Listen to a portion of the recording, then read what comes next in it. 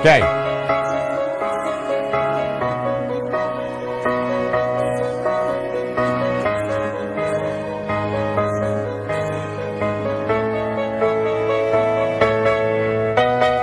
It's Wednesday, it's 7. This must be the City Voice. I'm Joe Spina. Welcome back, Paul Crowley, and the Honorable Al DiVirgilio. How are you, Albert? Joseph, it's a pleasure to see you. You look great in black. It makes you look very thin. Now, don't start now. By the way, Pedro, did you hear that? Put up our very first Did You Know? Open forum Did you tonight. know? Don't Now, forget you do can the call Did You Know in because you mentioned it. 781-596-9641. It is. And did you know that drinking water after eating reduces the acid in your mouth by 61%? Did you know that? I didn't know that, but what benefit is that? I don't know. You're talking about eating and fatness. Did you know and the what rest of happened it. after that?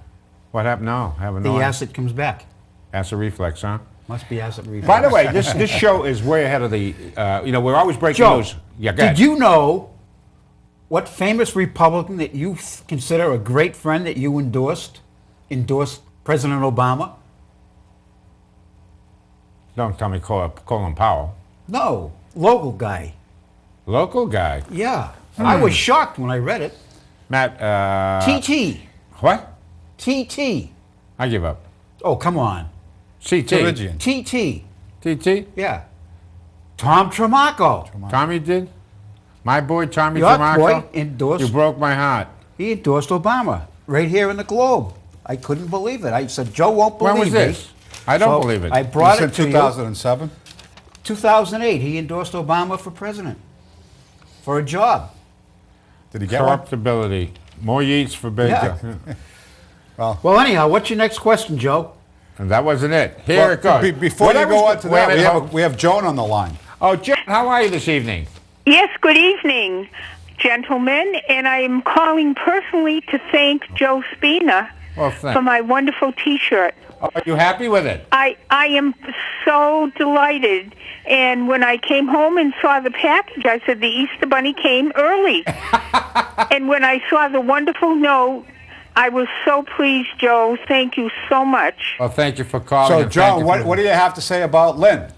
I will wear it proudly, and I am a proud resident of Lynn, born and brought up, and I defend Lynn to the utmost. We have some of the best people who not only live here still, but who come from Lynn. And Lynn's in, right? And Lynn is in, says Joan. Thank you. Our pleasure. And speaking of which, let me give you a Lynn's in update, folks. T-shirt. They're going like crazy, you know. I just got a new batch of masters, so if you call, leave your name, your number, your street address, your size, color, and if you'd like to have a photograph put on there, I can do that. I've become relatively sophisticated.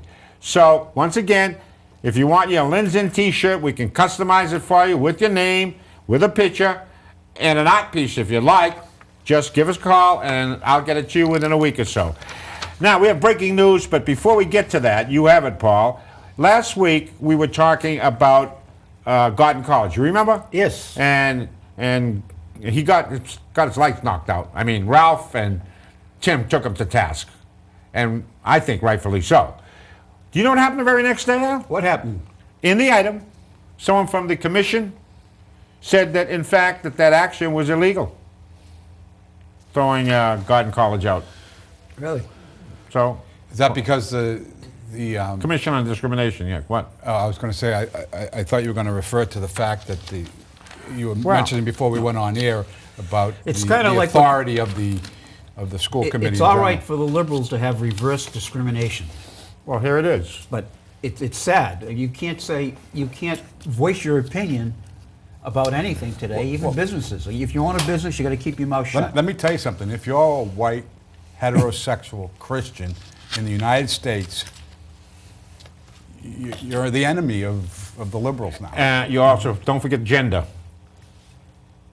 White, Male. male, yeah. Don't forget the gender. Now, you get some breaking news yourself that you picked up on, and now you got to jump in on this because you know better than I do. You were once an appointing authority to access Well, I just wanted to let the folks in the audience know that on Monday, this past Monday in Superior Court, the Attorney General was in there to see the judge about, I guess it was a preliminary injunction to get relief until the case is adjudicated with the LynnCAM, the board members and others, and after reading the order, there was no objection to anybody in the group, so both sides of the argument were supportive of it. So it's hereby ordered that Massachusetts Rules of Civil Procedure 65, that Karen Chapman, John Chapman, Robert Sewell, Cynthia DeMarcus, and Almanzo Rodriguez, as well as any other officers of the company, cannot alter, deface, destroy documents. They can't transfer, spend, pledge, or convey money or mortgages. They need to make available to the Office of the Attorney General documentation concerning any disbursements within 7 days of such disbursements, and As 7 days as of when? 7 days after the disbursement is made. So that if they make a payment to a vendor or what have you, they have 7 days to show proof of that was a valid invoice to the Attorney General's office, which will abate some concerns about how the money is being spent while this situation is adjudicated. And I thought that was very important information. I think it was the wisdom of the Superior Court Justice to do that, to make sure that there is no confusion about what's going on while we're waiting. Well, I'm for things confused. Are you confused? Yeah, Joe, while you were away on your vacation, Paul, the Sabbatical. Vacation. Sabbatical. Yeah. Working sick is not vacation. Not yet. Well, that's what you call it. We had two guests that came back, I guess perhaps unannounced. We didn't expect them to They come. were unannounced. And the attorney and the acting president of the LynnCAM operation presently. The board, We brought up the fact, we had the rules and bylaws and everything. Joe was, I would say, probably the best prosecuting attorney Dog on a bone is what I heard. that I've seen in years. He was, magnifico, asking the questions. And the bottom line is, let's move forward. And why don't these people just offer to resign, call an election, and do what should have been done for a long time ago? Put the rules and the bylaws on the website for LynnCAM. Don't keep them hidden. Do a program, and let's have an election fair and square, and let the 58 people that are members elect the 3 new members of the board to serve with the 2 outstanding people that have been appointed by the mayor and the superintendent of schools, Larry McCulley and Kenny Santoro, and 3 new members, and let's go forward. But this thing has just been dragging on. There hasn't been an election. They can't prove there's been an election. Joe and I sat here and we asked we both, and yourself, you signed up as a member in September. Exactly. And we were all supposed to have been notified that there was an election in October. And nothing. And there was no election. And their attorney had the gall to say they lost the ballots. We can't prove there was an election because we don't have the ballots anymore. Right. And that's to me the single biggest problem with all of this is while that attorney came on and the president came on and said that they were having regular meetings and keeping minutes and all that kind of stuff. No, there's no proof of that. And it seems to be that. Oh, wait a second. I'm going to give you an update. Talk about an update because reliable source said to me, a very reliable source, 2 very reliable sources. I won't mention them right now because, not appropriate. The attorney that we're speaking of, he receives about 10% of the total budget of LynnCAM. In fees? In fees. You're kidding me. I understand, I could be wrong, but I understand he was supposed to be on a retainer for a certain amount of money, but when he was on the show, he said he was now billing by the hour. I bet you That's right. He did so say he built that, to be didn't on he? the show, too. All right, now, I asked him, I said, you charging us for being on the show You tonight? know what else I heard today, and this is from a very reliable source, that at the hearing on Monday, the insurance company covers LynnCAM's Board of Directors directors and officers insurance, Yeah. sent 6 attorneys. 6 attorneys to represent the LynnCAM directors. So they were there, very curious about what was going on, and they're taking this matter very seriously. So I would say that there's very serious All problems. right. Now, you mentioned injunction. What does injunction mean? Well, it's kind of an intersection, right? Which means what? So while we're waiting for, Adjudication. right, there will be, certain circumstances laid out and established as. But the office is it's like still they operating. stipulate that this is how it's going to go from here on in. You won't destroy any documents. You'll handle everything in an orderly fashion according to this document. You will report to us any expenditures. But the same actors are still running the show. Yes. Okay. So that doesn't change. And I'd like to talk a little bit about that. First, I just want to say that I also understand that as part of the statement made by the judge in this case, she stated that Larry McCauley Yes. should not have been named in the document. Thank you very much. How's Isn't that? that what we argued? Yeah. We argued passionately that Larry McCauley was sullied, his reputation, when he was never, ever present at any meeting at any time. Right. So they separated him? It appears that way because when you mentioned that list, his name wasn't there. She implored that the Attorney General. Attorney General Separate. recognize that he came in after the fact. That is really nice to hear. And this thing has been on brewing since 2011. I think you had mentioned even Mike Marks had came and went to one of their meetings and told them they should have public elections back in 2011. And there's Right, never exactly really right. been. The 3 members of the board have all been elected by members of the board who have never been elected by the membership. And I, for the life of me, don't understand why those 3 board members feel that they should be remaining on this. The fact of the matter is LynnCAM, the kids that are behind the cameras, Pedro and Brian and David, Sean upstairs, all these people are doing a great job running this facility, but they need the leadership back. You want to hear the best one? And until they, So would you believe that they changed the lock? for who? That the folks that work here to do the work here couldn't get in? The locks were changed By the board members? by the president of the board? Really? Yeah. Well, people were going to, the bottom line is the money, if it was misspent, the insurance companies, if they get involved, are going to go after these individuals for reimbursement. That's the problem. Yeah. Well, there's another part of this. It's the whole the bylaws question, right? I haven't seen the bylaws, but the way I understand it is there's no provision in the bylaws for the membership to take action against the board when they lose confidence in them. And that's, a lawyer was telling me that when that happens, it reflects on the person who created the document. It was a poorly executed document in the first place. And what really needs to happen Oh, it's a bad document. is... It really is. I the don't board think needs to- that the document was that bad. I think it's just that the document has been hidden and no one has been able to have access to it. Because in reading the document, all right, and even what happened, like when the mayor appointed Kenny Santoro, they wouldn't accept his, the people there weren't accepting anything. So even if it goes beyond that, I think that the original drafting was done correctly. It's just that you've never had an openness about how it's run and how it should be run. But I also understand that there is no provision in there for They're very possibly firing yeah. the board. Wow, that's true. And But there should be. we have to fire out of here right now, and we'll be back.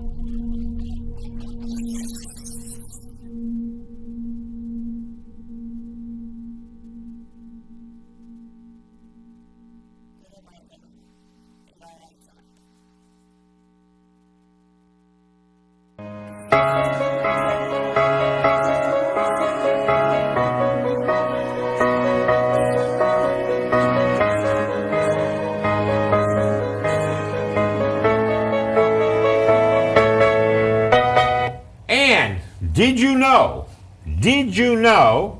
that it takes glass 1 million years to decompose? That's a long time. How long does it take plastic? That must be a lot longer, huh? Which means it never wears out and can be recycled an infinite amount of times. You know what it's Amazing. made out of? Sand.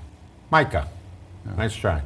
Mica from the sand. I'd like to, I wanted to propose a solution to the LynnCAM. Propose it. Solution. Then Al wants to propose. I know that the mayor and her administration would like for the board members of LynnCAM to resign. Mm-hmm. And I know that when we had them on the show, their biggest gripe seemed to be that the mayor's office is in charge of the disbursement of the Verizon dollars. Mm-hmm. So what I would like to propose is that the mayor, in return for the resignation of the 3 members and return to confidence created by a new board being installed, agreed to release those funds, capital funds, to be distributed by LynnCAM. What that would do is put the money into the coffers here so they can buy the equipment that they need to make this a better station. Mm-hmm. It would get rid of the board members, and it would satisfy both of them, because the mayor wants them gone and they want access to the money. And that could be done because now if the 3 resign, Larry McCully and Ken Santoro, under the rules of the present bylaws, could elect 3 temporary members until they hold an election. And Oh, they could LynnCAM call an function. election. They could call an election, and in the meantime, they could either temporarily elect 3, or they can call an election, and within 3 months, you'll have new people elected to the board. And that would restore confidence to Right. this situation. It would allow these guys to go about their job, do their work. And I think that would be the But the I'd like best to make solution. an inquiry. Yeah. You mentioned Verizon. What about Comcast? Comcast is already controlled by them. By whom? LynnCAM. The money already came directly to Why them. is that? Because the way the contract was written, okay, over time, the contract with Comcast, the money would come Yeah, that was directly. the old Warner Cable. What when percentage the of mayor the did when Clancy Mayor Clancy wrote the contract with Verizon, the mayor had the check come through his office to have some type of. So it isn't as if funds weren't coming to. Just the mayor was deciding how they would be spent, as opposed to there was a LynnCAM. chunk of money from Comcast that was never interrupted. That cash Correct. flow from Yeah. Comcast was never Right. interrupted, correct? Right. What percentage of the $508,000 that they received came from Comcast? I would say the majority of it, right? I had So no the idea. amount of money that came from Verizon was not as significant as that which they're already receiving from Comcast. I think it was 6 of one, half a dozen of another. I think It's a 50-50? percentage of, whatever the Yeah. whatever the split is in the city. If 50% is Verizon, What 50% I is noted, and this Comcast. troubled me, and you're the bean counter. I love to call him the bean counter, I noted that there was $508,000 of assets or fees. You're that talking fed about it- annual budget revenue, that comes in from Verizon and Comcast to LynnCAM. right? Yet they spent $525,000. Sounds like Obama. You get what I mean? They spent Yeah. more than they took in. Deficit spending. Let's move on. Yeah. Did you know What? who is the highest paid politician in the city of Lynn? In fact, he makes more than the governor of Massachusetts from his The political highest jobs. paid politician. Holding office. I know. Paul knows. Wait a minute. Holding office or He's currently in office. Appointed. Currently in office, appointed and he's No, elected. elected. elected official. Highest paid elected official. He's elected and appointed. It's a he, I know that much. Yep. Elected and appointed. Yes. Oh, it has to be Creighton because he's picking up money from the. Nope. Then is he double dipping? He's getting paid He's for double 2 dipping, jobs. isn't he? Yeah.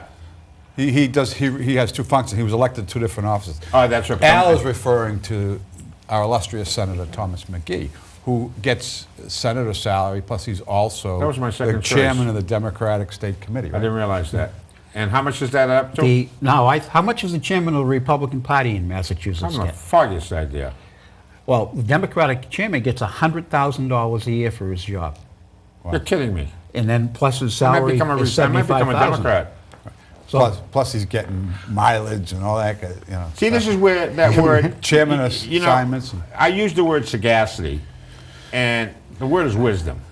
Sagacity. And it also means insight. It also has a lot of wonderful, wonderful connotations. What is sadly lacking in the political arena and in dialogue is sagacity. You don't have any grown-ups anymore. No adults running the show.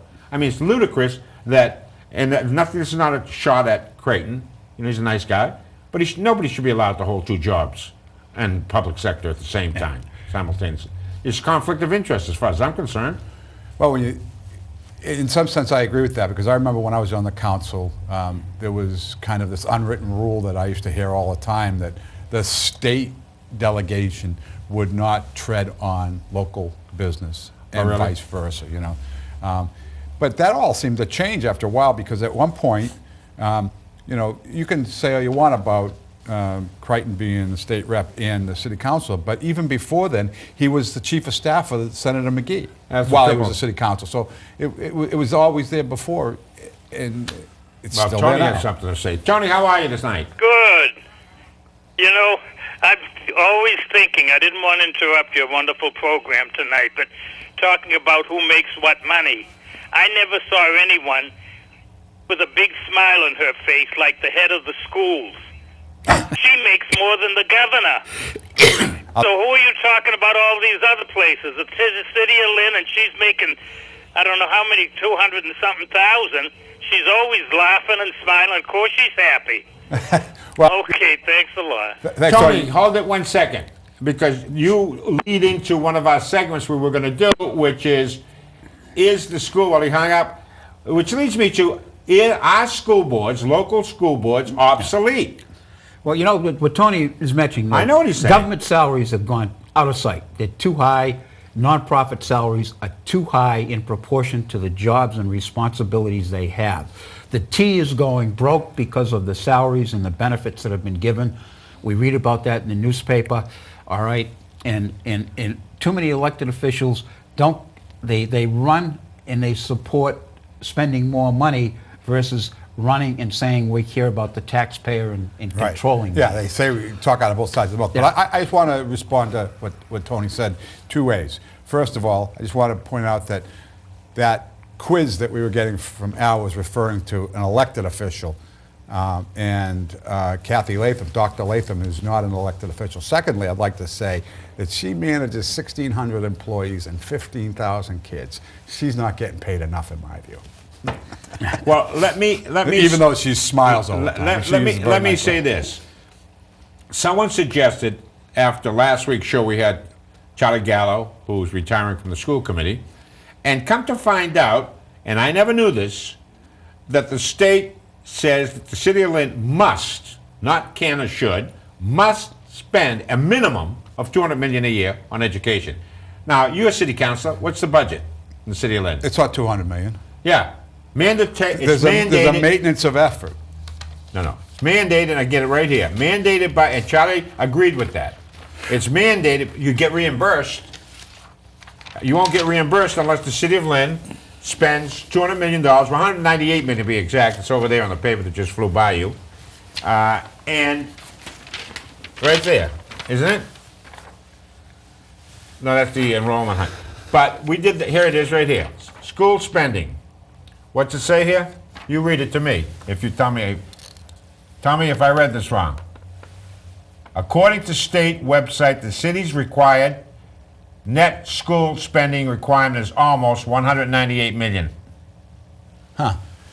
Am I right or wrong? But that can't be. I mean, the budget for the school department is probably only $145 million or $140 million. Any way you want to cut it.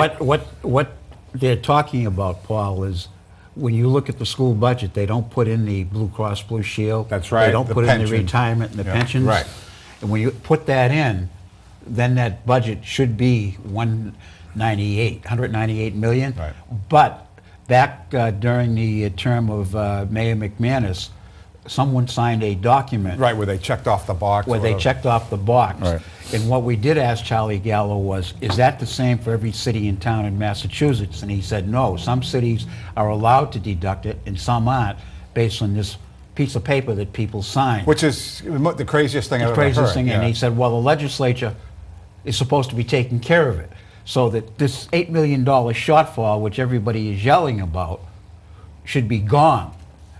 Representative Creighton, Representative Wong, Representative from the diner. Well, let me correct you out. It's not an $8 million shortfall. It's a $16.9 million shortfall. It's an $17 million. But it can be corrected by a correction in the law. But what does that have to do with the fact that where the state has mandated that the city of Lynn must spend $198 million? This comes back to your question. Should there even be a school committee? Exactly. What do they do? Because the compliment that I can give the school committee is that they're there, and at least they listen to people when they call them up, and maybe the people wouldn't have a voice. Now, what effect can the school committee really have?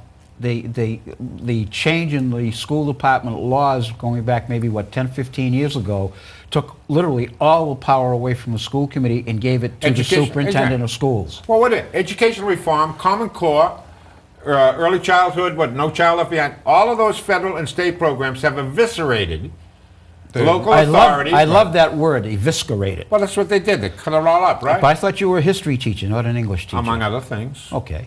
But my point simply being, and this is where you folks have to jump in. Look, if you want local control of your schools, if you want to be able to know what your kids are doing, neighborhood school, you better speak up. Those things, is it now a dinosaur, the neighborhood school? It absolutely is. And should it be? No. And I just to get back to this whole idea of the paying the superintendent $200,000. The hoops that she has to jump through and the administration has to jump through to comply with all the state and federal regulations that they have doesn't give them any time to teach. And it's not that they're not teaching, but there's no creativity. Everything is by the book and dot your I's, cross your T's. It's and if they got rid of the federal Department of Education and just basically pushed all the authority back to the state and locals. Isn't that called federalism? We're talking. We talk about schools too.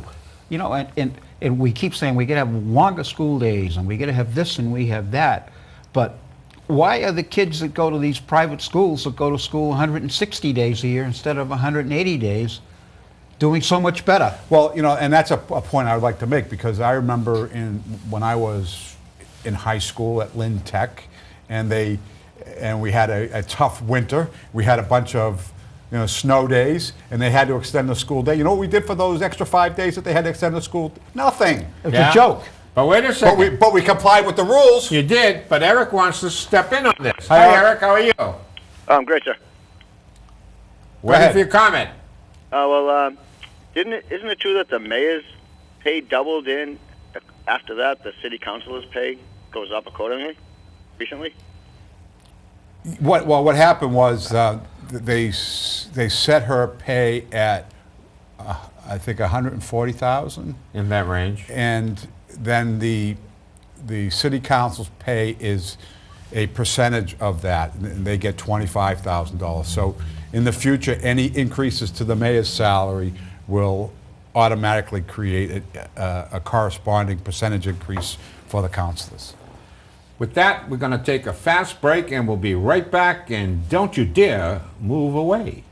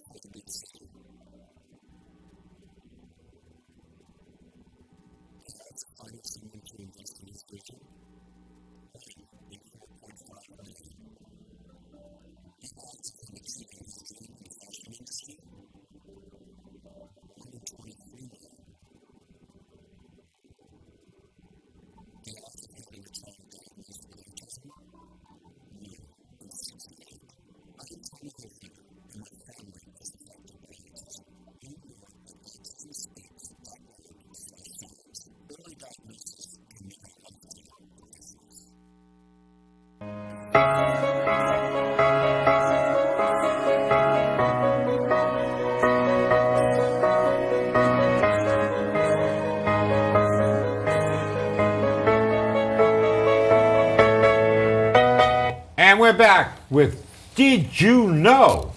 Did you know? You're going to love this one, Al. Did you know in ancient Greece, tossing an apple to a girl was a traditional proposal of marriage? Catching it meant she accepted.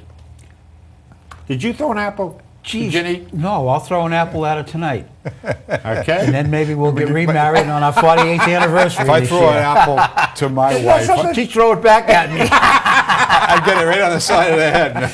Like By the way, happy Easter to all our Greek friends. True. I'm glad you mentioned that. That's very good. Joe, Yeah. did you know who has the most famous buzz cut in Massachusetts as of today? No. I do. Oh, Charles Baker. Charles Baker. You got a buzz cut today? Didn't Yeah. you see it? What do It you was mean? a campaign promise.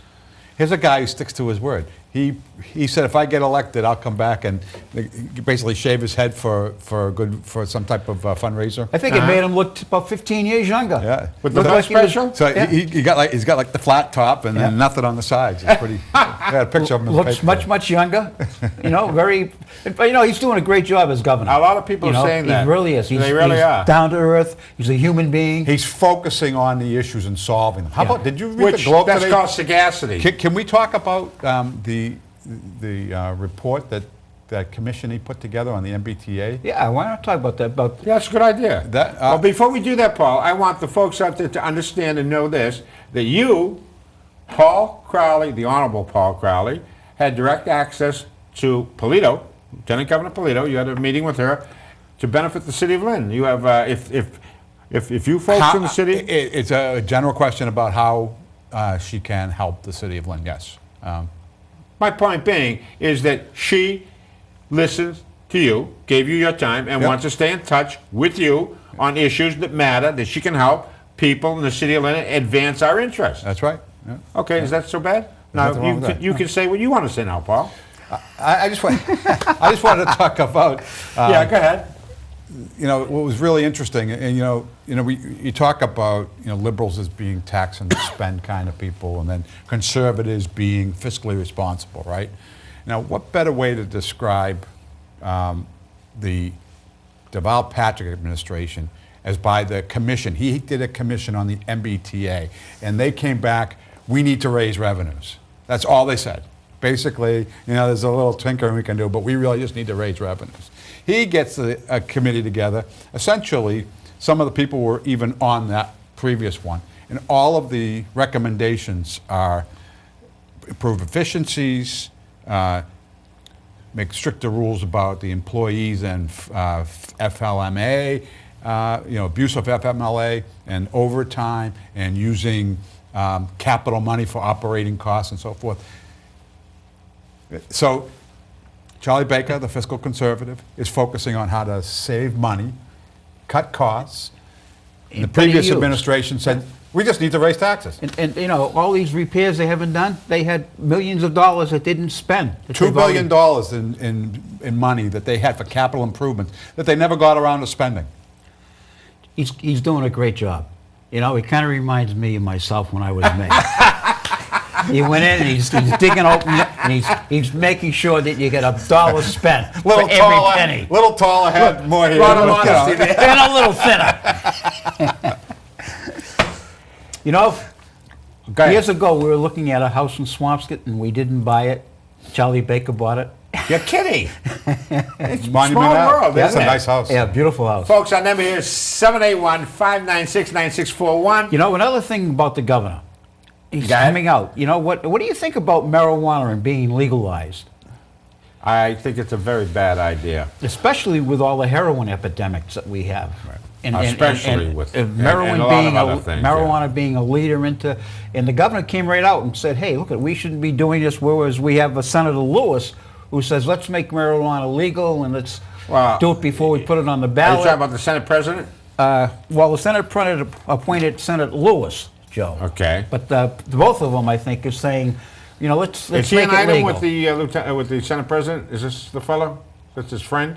No. Oh, okay. No. That's another senator. Okay. Go ahead. But the And lieutenant he wants to governor legalize, was very sure. supportive, and she married the Senate president and his partner, correct? Look. She convened over it. Is that what you're saying? Yeah. Yeah, I think you're right. I think I heard that. Yeah. What was that? Karen Polito, what's the term? Prevailed over the. Over the union of the Senate president and his friend. Oh, and his friend? Yeah, She married them. she married him. Did she? Yes. On the authority of as a lieutenant governor? I would think as a We have officer a of the very court. liberal. We have a liberal Republican.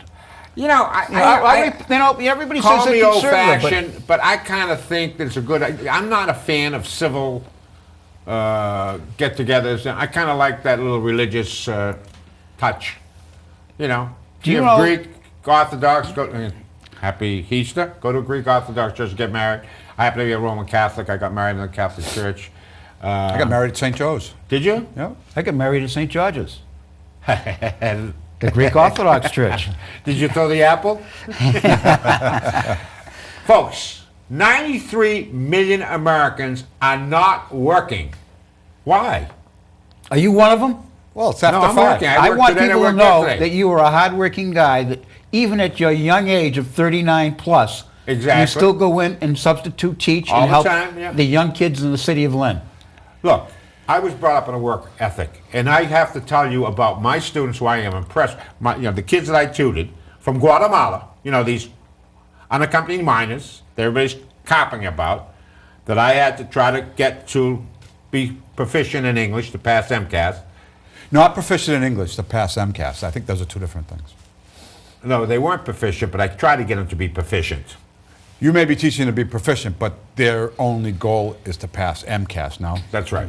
And the kids But in here's the what they do. private schools don't have to pass MCAS. But they go to work every day after school and work 7 days a week, long hours, get home at 2, 3 in the morning, and get up and go to school the next day. Talk about work ethic. They remind me of my dad. They really do. Because my father was an unaccompanied minor, come to think of it. And you folks better start thinking, I don't have a problem with folks that go to work and do stuff.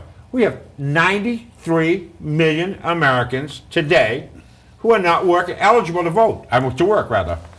My wife recently had to go to the Social Security office to, my daughter lost her Social Security card to get another card, And she told me she was amazed that there were like 50 people in the waiting room. And not one of them appeared to be over 65. What's happening is I don't know whether it's a loophole or whatever, but basically as part of the Obama administration logic to keep people in money, if you will, they've relaxed the Social Security disability insurance system. You see it's commercials on TV all the time. If you want to get disability, call us. We'll help you get it and all that kind of stuff. It's so much easier to get labeled It's called disabled. social justice, Paul, in case you're interested. But there's a lot of it going on, and the yeah. disabilities rolls are going like this. Yeah. And they say that 99% of people on disability never get off. That's why I use the word sagacity once again, because you need some adults that have wisdom, that have been around. Our founding fathers had wisdom. You understand that? Yeah. Now, we knock them, but they had wisdom. They understood that you can't run a country where half of the people who are eligible to work aren't working. Right. It can't work. And these folks out there, but I start realizing that. You can't, you're right. Al, earlier in the show, you talked about politicians who keep pushing more money to the nonprofits, salary-wise, and to superintendents of schools and the police chiefs and the rest of it, more than perhaps they should. We have a call on the line? It's Carol, how are you this evening? Good, good. Listen, speaking of what's going on in this area, did you read today's paper? And they said something about closing Spaulding's rehab place. Yeah. I mean, that's automatically that's 100 and something odd jobs plus people. The kid that's on the front page there, he worked at Lynn Hospital. He was going to work. He fell on the ice, and he's a cripple now. And if you read today's paper, it'll show him on the front page, and he's saying that they usually go over there, and what are they going to do? I'll hang up and listen for your answer. Thank you for your time. That was kind of a bombshell dropped on a community that's struggling now to save its hospital, right? Lynn is going to, they're Lynn, potentially going to lose Union Salem is Hospital. now getting it, in the neck. Now, Shaughnessy You're talking about Rehabil- Spaulding, right? Yeah. Spaulding, yes, It's Spaulding in Salem. Right, yeah. So Spaulding Rehab Hospital, owned by partners, Exactly. right, is on October 1st, they are shutting down their operation entirely. And I think you said 100 some odd jobs. I thought I read 257 jobs. 257 jobs. Right, and, And they blame Obamacare. they do. What it is because on You know October... why? Because that's the reason. All of the rules that they didn't want anybody to know about that they saved for later are starting to kick in. October 1st, the reimbursement for Medicare is getting reduced substantially. So the only way Partners believes that they can deal with that is to consolidate their rehab operation. That was the intent, Paul, because they don't want Partners to succeed. They want the federal government to have a one-payer system and that the government is it. They did this phony thing about a partnership between government and the insurance companies, which is a lot of crap. This is socialized medicine at its worst. Now, let me give you an example. Folks, listen to this. Go to a CVS store and you will see loads and loads of rows of shampoos and conditioners at reasonable price. That's capitalism. Go to the same store, one shampoo, one conditioner could be rotten, and you have to pay the price. Victoria, what do you think? Well, number one, I'm sad about Shaughnessy, a.k.a. Spaulding, closing because I've been a volunteer there for 11 years. And there's a lot of people there that, their lives are disrupted. People have new babies and stuff like that. But I feel bad for the long-term patients that have called Shaughnessy their home. They can't go anywhere else. They can't go to a nursing home because not a lot of nursing homes do not have the equipment for intubated patients. So the patients and their families are very upset because some of them don't have the transportation to go visit 50 miles or 100 miles away. So I'm going to just put that aside. But I want to tell you something serious about this SSI crap that goes on. My husband was bipolar. He was diagnosed as bipolar when he was 21. He passed away about 12, 13 years ago from complications from cancer and breathing. He always worked. He took his medicine. He worked. When he had chemotherapy, he worked. He worked when he had his radiation. The only time he didn't work was when he had his stem cell transplant and when he had radiation, and then he went back to work, and then he had to leave because he had shingles, but he always worked. Whenever he was laid off, he would find a job and work. So when I meet people who say, well, I'm bipolar and I'm getting SSI, and I want to punch them in the mouth because take your medicine, go to work. Okay? So I'm getting a little bit emotional. Okay, so Thanks, Victoria. keep up your good work. Bye-bye. Eric, how are you this night? Eric, you there? Yes, sir, I'm great. Got- Yes, sir, I'm great. What can we do for you, Eric? The Union Hospital, been around for how many years? Brought umpteen people to the city. Yep. That's they've been taking money away from that, and look at the one downtown, 4 stories. Just follow the money trail. Health center. Talk about Lynn Community Health. Yes, sir. Yep. Yeah. It's not 5-story tall. It's not a hospital though. It's No, there's no hospital now.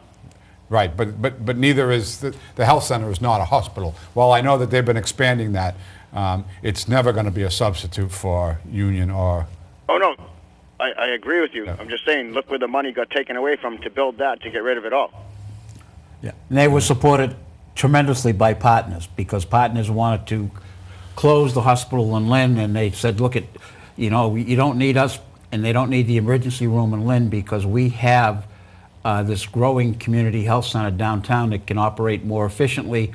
And basically, it's partly the government saying we don't want to pay the money we're paying, and That's a good they're point. doing Al. it. That's a good point. It's still We're going government. to pick up on that right after this, so stay tuned. Those and two.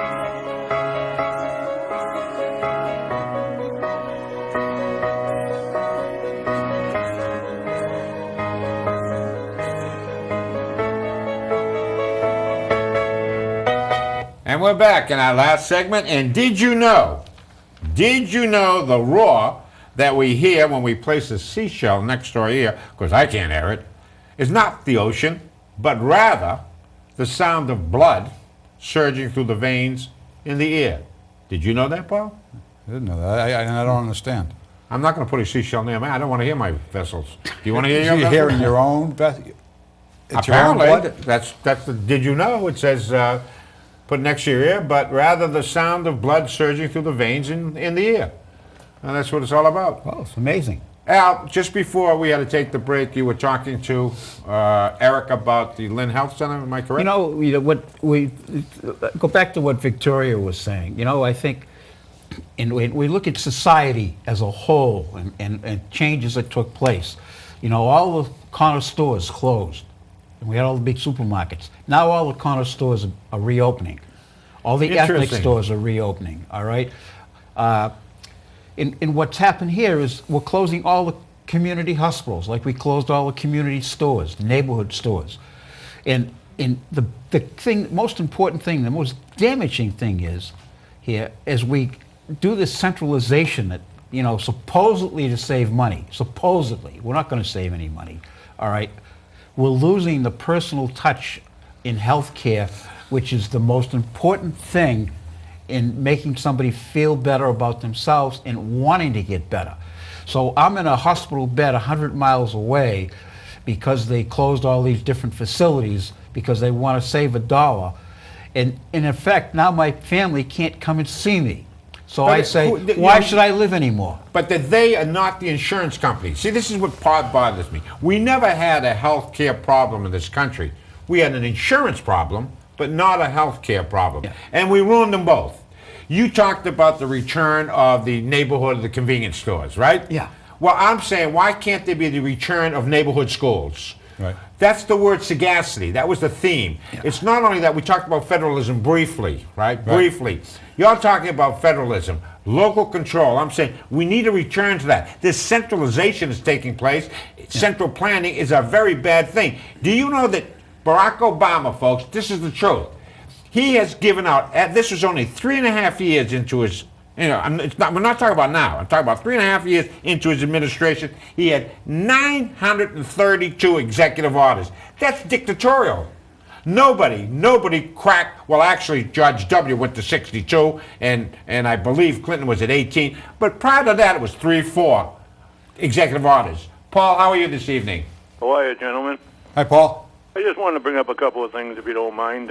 Sure. I want to first congratulate Commissioner Hall from the DPW. I think him and his crew did an outstanding job this winter. You know, a lot of people had their says and whatever, but for the most part, this gentleman came in under tough circumstances. He did a fantastic job, him and his crew, and they get a big credit from me. Also, I didn't know if you know, Joe, Lynn is in, huh? Yeah. Well, we have another new restaurant over on Chestnut Street that delivers breakfast. Really? Ah, It's called Charlene's in the old Sunday Post building.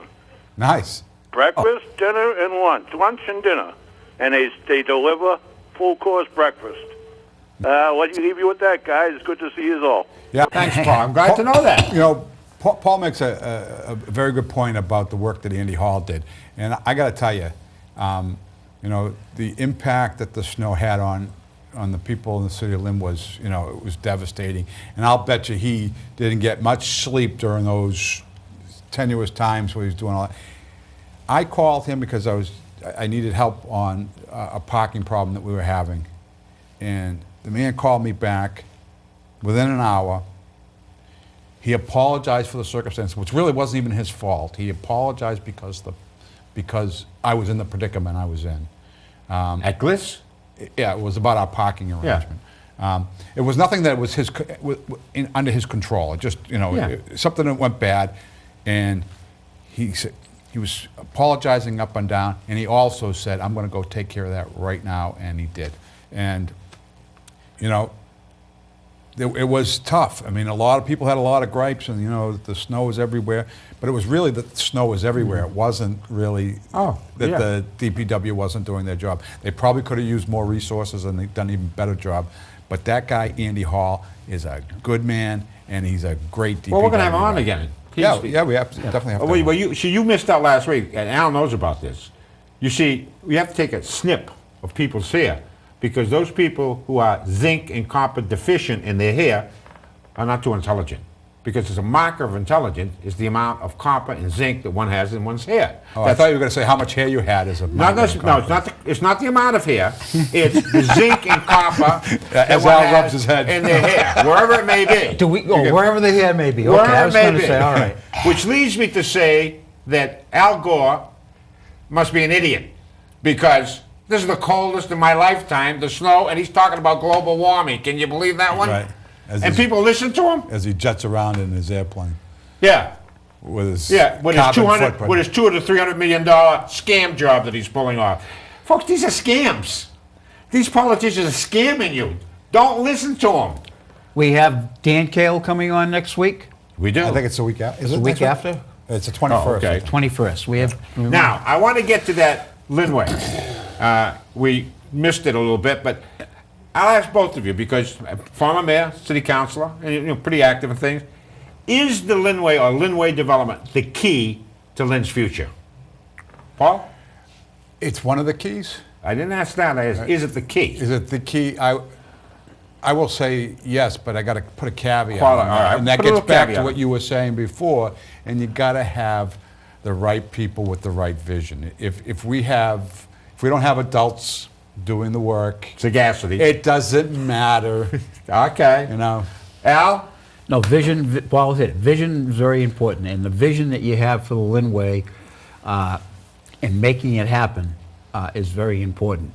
Whether it be the GE land that we haven't heard much about it, that's supposedly been put out to bid for some proposal, whether it be the land across the street that Pat McGrath and Bill Connell's family owns. What is happening? It's very important. Those are just sites that we've been pushed back a little bit because of the casino going to Everett. I think we would have seen more activity going on down there.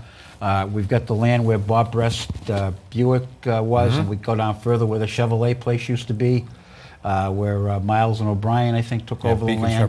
Beacon Chevrolet. Yeah. We've heard things are going to happen there, but yeah, it's the gateway to the city of Lynn. It's very, very important to show that we've changed completely. Lynn is, Lynn's in. Lynn is in. It's always going to be a lower socioeconomic community that takes care of everybody, but it can be very proud of that, and the fact that we can have that mixed, diverse community like they're talking about in Boston right now. Well, let me talk about this. Doris wants to talk to you, Al. Doris, how are you this evening? I'm fine. How are you? Well, thank you. Great. Listen, I'm just wondering if you caught the name of the restaurant on Chestnut Street that delivers breakfast? Charlene's. What was that? Charlene's. Charlene. Yeah. I think that's what he said. Yeah. Is that the one place that is near Flax Pond? Yes. Correct. Yes. Okay, great. Got a Thank breakfast you. for tomorrow? Sure. Thanks. Have a good night. Doris, is Lynn in? I think she would agree that Lynn's in. She would. Yeah, especially when they have a breakfast delivery service for breakfast. I like that idea. Yeah. Folks, once again, if in fact you need a Here, actually, it's a stylized Lynn's In t-shirt. Give us a call. We'll get it to you. Paul, how are you this evening? Paul? Just calling back to correct something, guys. Yeah, go ahead. It's Christine's. That's the name of the restaurant. All right, so Doris, it's Christine's, not In the old Sunday Post building. Yeah, thank you, Paul. Okay, bye. Anybody So else on that line? Christine's, not Charlene's.